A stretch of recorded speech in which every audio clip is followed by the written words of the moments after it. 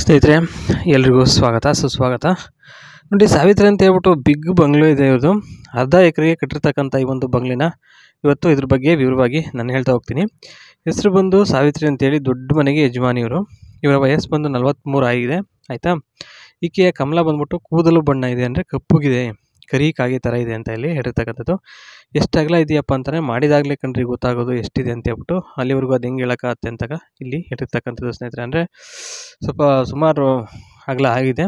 So ಕೆಲವರಿಗೆ ಒಬ್ಬೊಬ್ಬರಿಗೆ ಒಂದೊಂದು ಥರ ಅನ್ನಿಸ್ಬೋದು. ಹಾಗಾಗಿ ಇಲ್ಲಿ ಅದನ್ನು ಇಲ್ಲಿ ಹೇಳಲಿಕ್ಕೆ ಆಗಿಲ್ಲ. ಓಕೆ, ಹೌಸ್ ಬಂದ್ಬಿಟ್ಟು ಡಬಲ್ ಸೈಟಲ್ಲಿ ನಿರ್ಮಾಣ ಆಗಿರೋದು, ಅಂದರೆ ಅರ್ಧ ಎಕರೆಗೆ ಅಂತ ಹೇಳ್ಬೋದು. ಎಷ್ಟು ವಿಶಾಲವಾಗಿದೆ ಅಂತಂದರೆ ಖುದ್ದಾಗಿ ಇಲ್ಲಿ ನೋಡೋದ್ರೇ ಗೊತ್ತಾಗೋದು, ಸುಮ್ಮನೆ ಮೇಲ್ನೋಟಕ್ಕೆ ಏನೋ ಹೇಳ್ಬೋದು. ಓಕೆನಾ. ಇನ್ನು ನೆಕ್ಸ್ಟ್ ಬಂದ್ಬಿಟ್ಟು, ಅಷ್ಟೊಂದು ದೊಡ್ಡ ಮನೆಯಲ್ಲಿ ಒಬ್ಳಿಗೆ ಇರೋಕ್ಕೆ ಆಗಲ್ಲ. ಅಂದರೆ ಅಷ್ಟೊಂದು ಒಂದು ದೊಡ್ಡ ಮನೆಯಲ್ಲಿ ಇವರು ಒಬ್ಬರೇ ಇರೋದು ಸ್ನೇಹಿತರೆ, ಇರೋದಕ್ಕೆ ಆಗ್ತಾ ಇಲ್ಲ ಅಂತಕ್ಕಂಥದ್ದು ಇದು ಮೊದಲನೇ ಹೇಳಿಕೆ.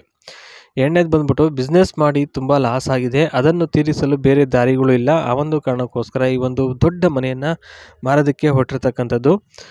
ನಿಜಕ್ಕೂ ಕೂಡ ಇದೊಂದು ದುಃಖದ ಸಂಗತಿ ಅಂತ ಹೇಳ್ಬೋದು ಸ್ನೇಹಿತರೆ. ಸ್ನೇಹಿತರು ಎಲ್ಲ ಸಹ ಕೈ ಕೊಟ್ಟು ಬಿಟ್ಟಿದ್ದಾರೆ. ಅವರಿಗೆ ಕಾಲ್ ಮಾಡಿದರೂ ಸಹ ಅವರು ಪಿಕ್ ಮಾಡಲ್ಲ, ಮತ್ತು ಮಾಡೋದೂ ಇಲ್ಲ. ಯಾಕೆಂದರೆ ಸಮಯಕ್ಕೆ ಸರಿಯಾಗಿ ಯಾರೂ ಸಹಾಯನ ಮಾಡಲ್ಲ ಸ್ನೇಹಿತರೆ.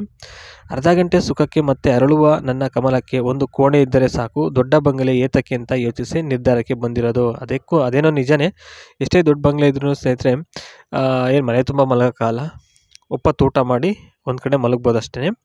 ಇಡೀ ಗಂಡನಿಗೆ ಸ್ಟ್ರೋಕ್ ಸಮಸ್ಯೆ ಉಂಟಾಗಿ ದುನಿಯಾವನ್ನು ಬಿಟ್ಟು ಹೋದರು, ಅಂದರೆ ಪ್ರಪಂಚನ ಬಿಟ್ಟು ಹೋಗ್ಬಿಟ್ಟಿದ್ದಾರೆ. ಅವತ್ತಿಂದ ಯಾವ ಕೆಲಸದಲ್ಲೂ ಕೂಡ ಆಸಕ್ತಿ ಇರಲಿಲ್ಲ. ಅವತ್ತಿಂದ ಸ್ನೇಹಿತರೆ ಇವರಿಗೆ ಯಾವಾಗ ಇವ್ರ ಗಂಡನಿಗೆ ಸ್ಟ್ರೋಕ್ ಸಮಸ್ಯೆ ಉಂಟಾಗಿ ತೀರೋದ್ರು, ಅವತ್ತಿಂದ ಇವರು ಮಂಕಾಗ್ಬಿಟ್ಟಿದ್ದಾರೆ. ಆದರೆ ಬದುಕಬೇಕಲ್ಲ ಅಂತ ಹೇಳ್ಬಿಟ್ಟು ಬಿಸ್ನೆಸ್ಗೆ ಕೈ ಹಾಕಿದ್ದು. ಆದರೆ ಆಸಕ್ತಿ ಇಲ್ಲದ ಮತ್ತು ಅನುಭವ ಇಲ್ಲದ ಕಾರಣ ಲಾಸ್ ಆಯಿತು ಬಿಸ್ನೆಸ್ಸು.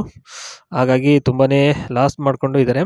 ಕೇವಲ ಚಟಪಟ ಮಾಡುವ ಸುಖಕ್ಕಾಗಿ ಸಂಬಂಧವನ್ನು ಬೆಳೆಸುತ್ತಿದ್ದೀನಿ ಅಂತಂದರೆ ಅಂಥವರಿಗೆ ಒಂದು ಮಾತು ಹೇಳಲು ಇಷ್ಟಪಡ್ತೀನಿ. ಅದೇನು ಅಂದರೆ, ಯಾವತ್ತೂ ಒಂಥರ ಉದ್ಧಾರ ಆಗೋದು ಇಲ್ಲ. ಯಾಕೆಂದರೆ ಬರೀ ಸುಖ ನೋಡಿಕೊಂಡ್ರೆ ಮುಂದೆ ಖಂಡಿತವಾಗಿಯೂ ದುಃಖನ ಅನುಭವಿಸ್ಲೇಬೇಕಾಗುತ್ತೆ ಅಂತಕ್ಕಂಥದ್ದು ನಿಜ ಸ್ನೇಹಿತರೆ.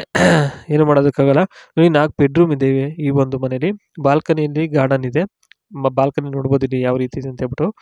ಮನೆಯ ಪೇಂಟಿಂಗ್ ಕೆಂಪು ಹಾಗೂ ಸಿಮೆಂಟ್ ಬಣ್ಣ ಹೊಂದಿದೆ. ಔಟ್ಲುಕ್ ಮಾತ್ರ ತುಂಬ ಮಸ್ತಾಗಿ ಕಾಣುತ್ತೆ. ಓಕೆ, ಕಮೆಂಟ್ ಮುಖಾಂತರ ತಿಳಿಸಿ ಅಭಿಪ್ರಾಯ. ಬಾಯ್.